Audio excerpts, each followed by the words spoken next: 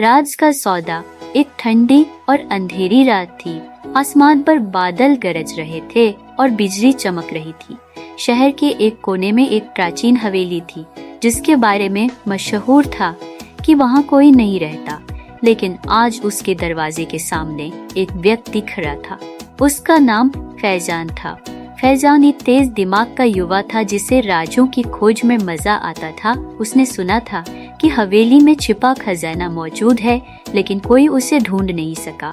वह जानता था कि यह उसकी जिंदगी का सबसे बड़ा मौका है।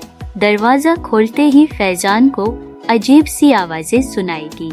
वह हौसला करते हुए अंदर दाखिल हुआ। अंदर का मंजर खौफनाक था। दीवारों पर पुरानी और बासी तस्वीरें लटक रही थीं और हर कदम के साथ दरवाजे अपने आप बंद होते जा रहे थे। फैजान का दिल तेज धड़कने लगा। अचानक उसे एक पुराना संदूक नजर आया।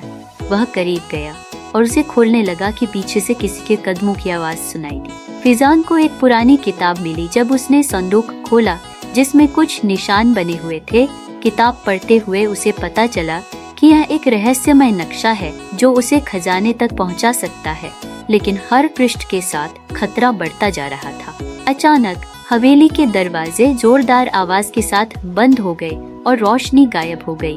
फैजान ने हिम्मत करके टॉर्च निकाली और नक्शे के निशानों की खोज शुरू कर दी। रास्ते में उसे विभिन्न डरावने दृश्यों का सामना करना पड़ा, जैसे कि अपने आप चलती हुई तस्वीरें और दीवारों पर लिखे रहस्यमय वाक्य। अचानक एक कमरे में उसका सामना एक बूढ़े व्यक्ति से हुआ जो हाथ में एक पुराना लॉकेट पकड़े हुए था। बूढ़े व्यक्ति ने फैजान से कहा, यह खजाना नहीं बल्कि परीक्षा है। जो अपने लालच पर काबू पा लेता है वही असली खजाना पाता है। फैजान को समझ आया कि इस पूरी हवेली में सबसे बड़ा राज यही था। लालच इंसान को खोखला कर देता है। फैजान ने किताब वापस रख दी और हवेली से बाहर निकल आया।